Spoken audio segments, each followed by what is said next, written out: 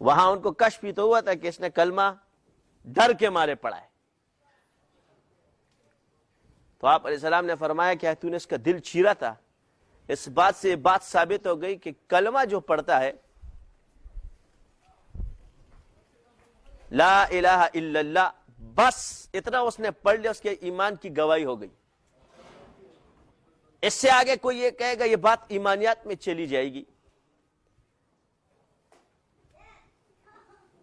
تو میں نے آپ سے کہا کہ کافر سے اللہ دین کا کام نہیں لیتا، اور پاکستان کی بنیاد کس پہ بنی؟ لا. تو کافر کو، قائد اعظم کو کافر کیسے بنائے گا وہ؟ جب پاکستان کو مسجد بنائے گا تو پھر کافر سے یہ کام کیسے لے گا وہ؟ تم نے تو اللہ پہ شک کر لیا ہے. کلمے کی تائید کافر نہیں کرتا، مسلمان کی حفاظت کرتا ہے. یہاں تائید کلمہ ہے، نفاذ اسلام جدا چیز ہے اور تائید کلمہ جدا چیز ہے. کلمے کے بعد انسان سے فسق ہو سکتا ہے، مگر کلمے پہ آ کے مسلمان کسی سے معاہدہ نہیں کرتا. یا شرابی کبابی بھی ہوگا نا، کلمے پہ آ کے اڑ جائے گا. حضور کی گستاخی پر متفق نہیں ہو سکتا. تو میں حیران یہ، پریشان یہ ہوں کہ آپ ایمانیات میں چلے جاتے ہو. ایک شخص کلمہ پڑھے، اس کا جنازہ مسلمان پڑھائے.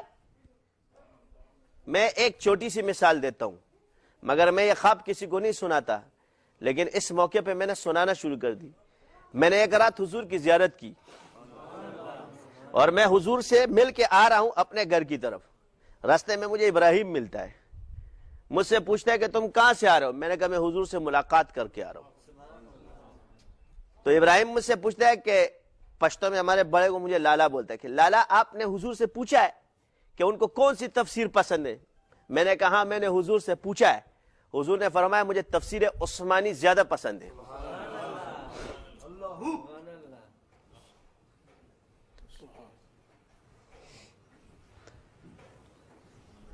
اس پائے کا بزرگ ہے وہ.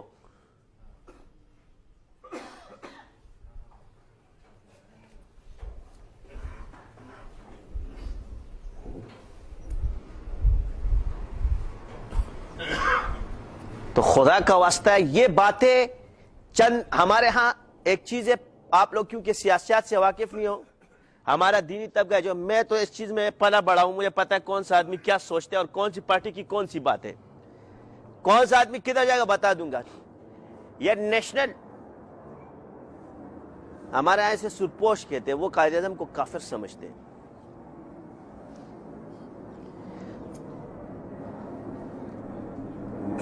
سوشلزم والے جتنے بھی لوگ ہوتے ہیں وہ قائد اعظم کو کافر کہتے ہیں. یہ اثر ان کا ہے. علماء کو اس چیز سے بچنا چاہیے، مذہبی طبقے کو اس سے دور رہنا چاہیے. ایسی تاریخیں انہوں نے لکھی ہیں.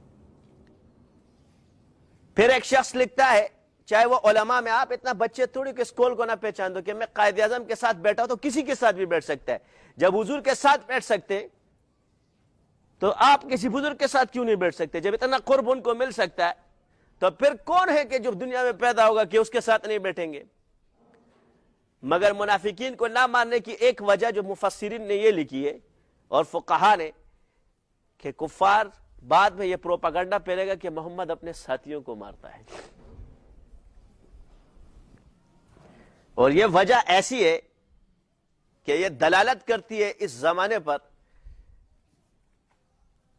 کہ اگر کوئی فاسق کسی کو گالی دے دے نا تو لوگ اس کو برا نہیں مناتے کیونکہ وہ فاسق ہے، مگر مولوی گالی دے دے تو اس کو برا منائیں گے کیونکہ وہ کہیں گے کہ یار یہ تو مولوی صاحب ہے، یہ کیوں گالی دیتے ہیں.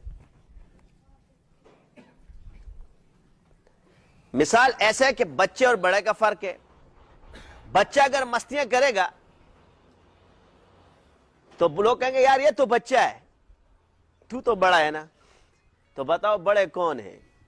تو بڑا مذہبی طبقہ ہے، علماء کی صحبت میں بیٹھنے والا ہے، دین کے اصولوں کی حفاظت کرنا، حضور صلی اللہ علیہ وسلم کی سنتوں کی حفاظت قولی بھی اور فعلی بھی اپنی ذات میں لانا، اس طرح تھوڑی ہے. تو آپ علیہ السلام نے تو منافقین کو بھی جو ہے نا اپنے مسجدوں سے نہیں بگایا. حالانکہ کافر اعظم تھے وہ لوگ. کیا تھے؟ تو اسلام کا لبادہ اوڑھ کے مسجد نبوی میں پیچھے نماز بھی پڑھ رہے.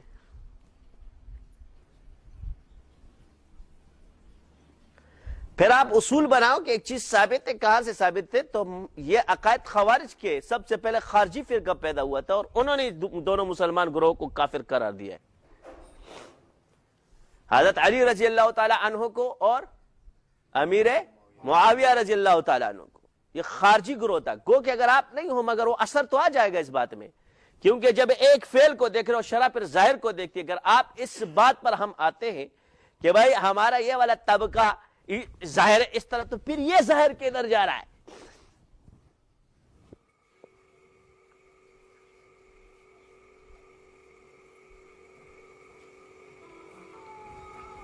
تو وہ آپ کو